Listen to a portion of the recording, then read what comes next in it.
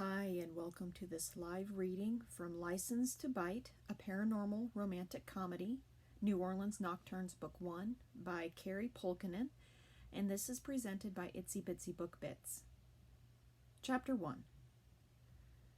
I hate Mardi Gras, Ethan Devereaux grumbled as he stalked along the bank of the Mississippi River. It was cloudy, cold, and slightly damp. And while the weather had no effect on him physically, combined with the cacophony of drunken revelry, it made him ornerier than a werewolf with mange. 6 college-age women cackled, nearly tripping over themselves as they stumbled toward him, reeking of wine and sugary daiquiris, and he crinkled his nose. It's impossible to find a decent meal anywhere near the French Quarter this time of year. Lighten up, young one. Gaston took one of the women into his arms, planting what looked like a passionate kiss on her neck, as her friends stopped to stare. The woman let out a moan, sliding her arms around him to grab his ass, unaware of the fangs sinking into her neck and the meal she provided for the vampire before he pushed her away. "Can I at least get your number, sweetheart?" she drawled, rubbing her neck where Gaston had bitten her. Not even a scratch remained in the spot he'd pierced with his fangs. "I'm not looking for a regular meal, ma chérie, just a snack." Gaston winked and turned toward Ethan. "She's better than decent. I'm sure her friends are, too." Ethan shook his head. "No thanks. Have a nice night, ladies, and be careful out there." The woman's mouth dropped open at the rejection, but her friends linked arms with her and dragged her away. Staring out over the muddy river, Ethan took in the peaceful scene, trying his best to ignore the vexatious festivity behind him. Artificial lights dotting the suspension bridge stretching from the east to the west banks of the river cast an orange glow on the dark water, and a bird of prey silently swooped down from the sky, snatching a rodent from its hiding place in the brush, much like his mentor had done to the unsuspecting drunk woman, like Ethan would do to someone sober before the night ended. He shuddered. The unmelodious noises behind him contrasted with the picturesque view of the river. Out-of-tune instruments blasted out something that was supposed to sound like jazz, and the shouting laughter of dozens of inebriated partiers grated in his ears like sand between his butt cheeks. Why had he agreed to come here this evening? "You've got a little..." Ethan wriggled a finger in the corner of his sire's mouth, where a drop of red marred his otherwise perfect pale skin. Gaston chuckled. "Whoops!" He licked the blood from his lip as he smoothed his dark hair back, closing his eyes and swaying slightly while a vampire Ethan didn't recognize stalked toward them. A long black trench coat flapped around the man's ankles, revealing pinstriped pants and polished black shoes. He wore a bowler hat, and wispy blonde hair splayed around his ears. "Pardon me, gentlemen," he said with a British accent. "I need to see your license and identification, please." "My license?" Gaston stepped toward the man, puffing out his chest like a pissed-off peacock. "Have you no idea who I am? I've been in New Orleans as long as it's been a city." The man swallowed hard, but he held his ground. "You bit within the city limits. Therefore, it's within my jurisdiction to require proof of licensure." "I did no such thing." Gaston flicked his wrist dismissively. "You've no proof." "On the contrary, I have the evidence right here." He flashed his cell phone and tapped the screen, revealing a video of Gaston and the woman. "Hell's bells and buckets of blood. I despise this newfangled technology." Gaston crossed his arms, lifting his chin defiantly. "Who are you? You don't work for the magistrate. You have no power here." The man flipped open a leather wallet to reveal the golden badge of the Supernatural World Order and a plastic card identifying him as Constable Watson. "Your dominion is under audit. I'm here to make sure world laws are being enforced properly." Satan's balls. If the SWO was in town, there'd be hell to pay for anyone who so much as sneezed on a human without the proper paperwork. Ethan slipped Gaston's wallet from his back pocket and showed it to the constable. "Here it is. He's been licensed from the beginning. Registered resident of New Orleans." "Give me that!" Gaston snatched it and shoved it back into his pocket. "I'm the oldest vampire in Orleans Parish, older than the magistrate himself. I identify to no one." When he tipped to the left, unable to hold himself upright, Ethan grabbed his arm, steadying him. "You might consider limiting the number of drunken tourists you consume, Mr. Bellevue." Watson gave him a disgusted once-over. "You certainly live up to your reputation." Gaston growled, and Ethan patted his back, tugging him away from the constable. "We'll just be on our way, then." "I need to see your license and registration as well, good sir." Watson widened his stance, clasping his hands in front of him and straightening his spine. "He's with me." Gaston loomed toward the unshaken officer, and Ethan pulled him back. "I didn't bite anyone." Watson raised his brow and typed something on his phone. "You're not licensed, then? That is a problem." Ethan blew out a breath. This was exactly why he didn't come to the French Quarter during Mardi Gras. As if drunken tourists weren't bad enough, every vampire constable within 100 miles swarmed to the festivities, hoping to catch other vamps behaving badly.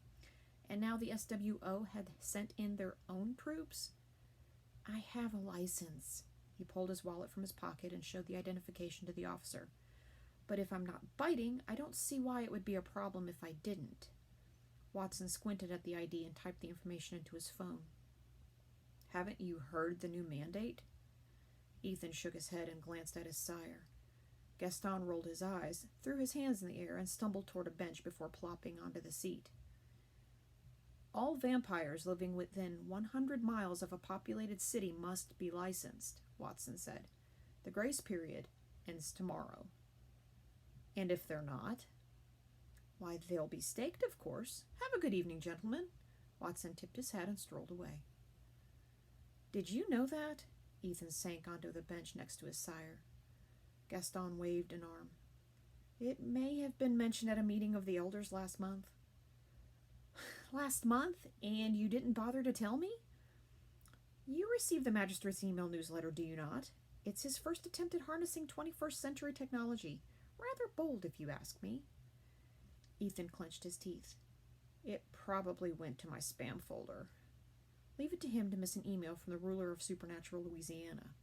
He'd have to whitelist the magistrate's address.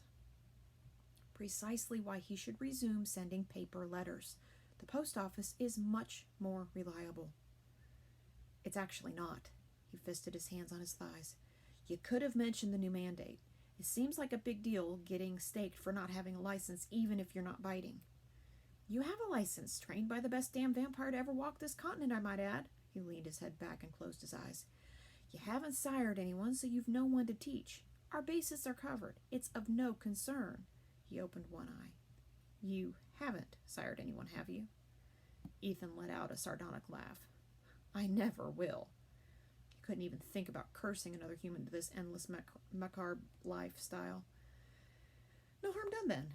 Gaston straightened. "I'm thirsty. Let's find a tequila bar. I'm in the mood for some Cuervo-tainted O-negative. Ethan rolled his eyes. "We'd better get you home before the sun comes up, old man. You're drunk." He reached for Gaston's arm, but the senior vampire jerked from his grasp.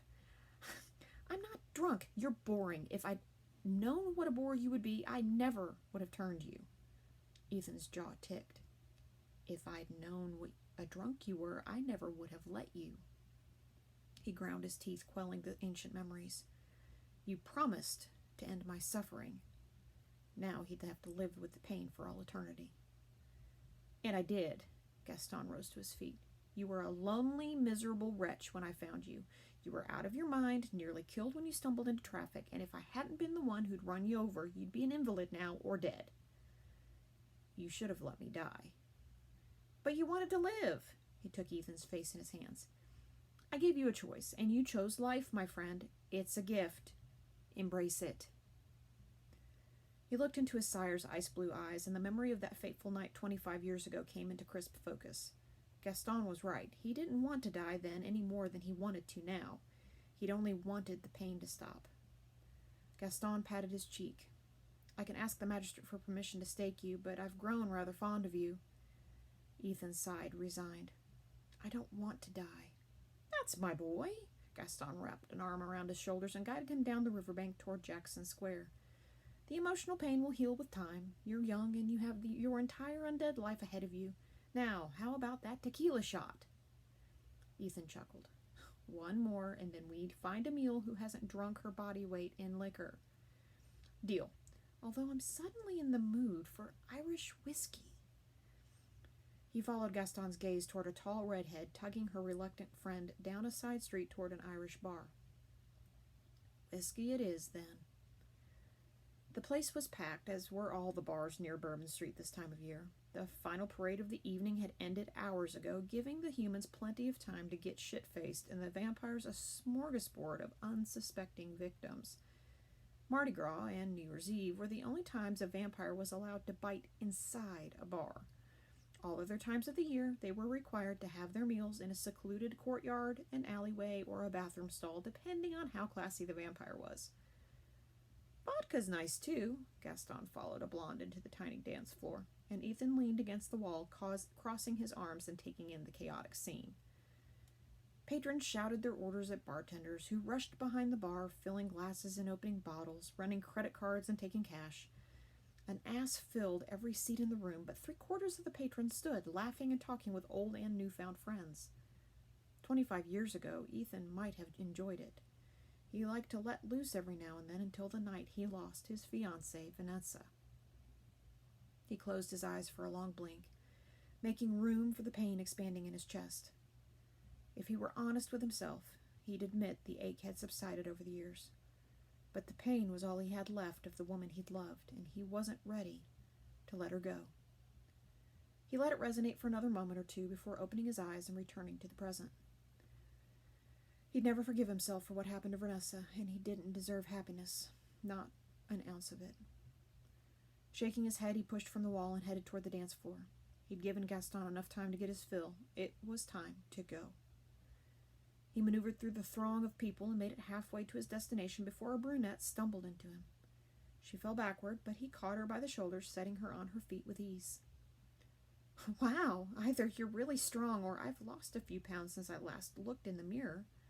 Her smile drew the air from his lungs, and though he technically didn't need to breathe, shock brought out his human instincts, making him cough. She had long brown hair, chocolate eyes, and a sprinkling of freckles across her nose. Her voluptuous curves made his fingers twitch with the urge to run his hands along the peaks and valleys of her gorgeous body. The woman looked so much like Vanessa, his body seized. He stood motionless, staring at her as he calculated the time in his head. Could it be? "Are you okay?" She touched his shoulder, and something inside him burned. He composed himself, making sure his fangs hadn't extended, and smiled. "I'm fine." "Yes, you are." Her friend, a tall blonde, handed her 2 shot glasses, and they both tossed them back one after the other. The blonde smelled like warm cinnamon and cider, like a witch. "You should do shots with us. I'll go get more." "That's okay," he said, but she was already on her way to the bar. "She's trying to get me drunk." The brunette hiccuped and stumbled again. "I'm afraid you already are." Ethan tapped a man on the shoulder and motioned with his head for him to give up his seat. The guy blinked, then got up without protest. Ethan's vampire glamour worked its magic. "Have a seat. What's your name?" "Jane." She sank onto the stool, rubbing her forehead.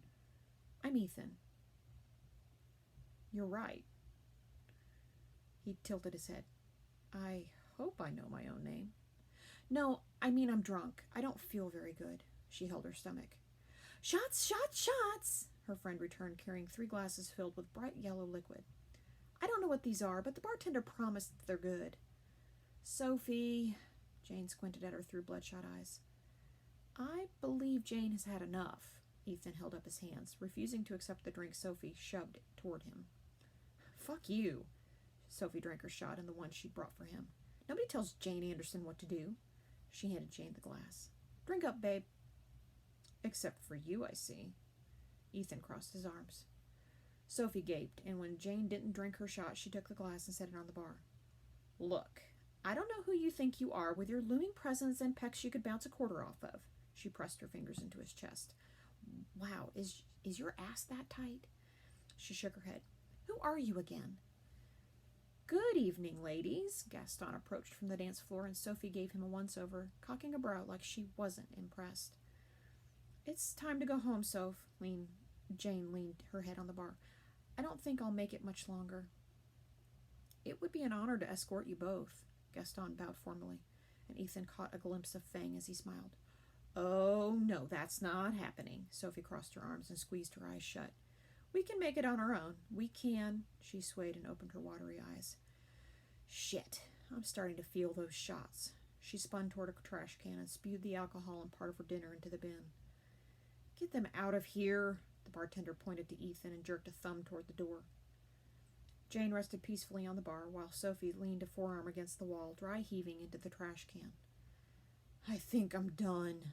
Sophie stepped toward Ethan and doubled over. She was definitely not done. Vomit hit the floor, splashing onto his shoes, the sharp, tangy scents of alcohol and pineapple juice burning his nostrils. Jane's head slipped off the bar, and he caught her before she could fall out of her chair. You know how to pick them, my friend. Gaston touched Sophie's arm, and she yanked away.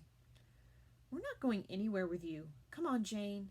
She reached toward her friend, and Jane slid off the stool, stumbling into Ethan again.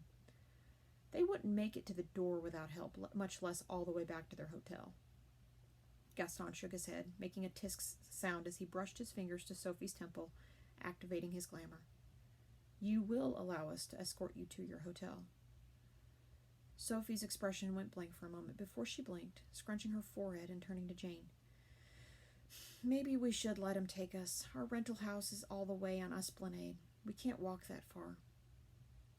We don't need an escort, Jane said as adamantly as her current state of inebriation would allow. At least she had some of her wits intact, but how long would it last before someone took advantage of her vulnerability? Ethan wiped his shoe with a napkin as Gaston gestured with his head toward Jane, but he hesitated to use his glamour. She and this entire situation reminded him so much of Vanessa. He wasn't sure his undead heart could handle being so close to her. But he had to see these women to their hotel. If he could get them back safely, maybe he could atone for his sins. He slid his fingers into her soft dark hair, focusing his magic to ensure her trust in him. We'll take you to your rental house, I promise. You'll be safe. Jane's face slackened, and a pang of guilt shot through Ethan's chest. He would have preferred she trust him willingly, but with the pair of bouncers approaching from the left, and the manager giving him the stink eye, he didn't have time to woo her with his charm. Not that he had any to begin with. He pulled her to his side, lifting her slightly to feign the appearance that she could walk, and carried her out of the bar. Too many monsters lurked in the shadows of the French Quarter, most of them human, and he'd never forgive himself if anything happened to the women.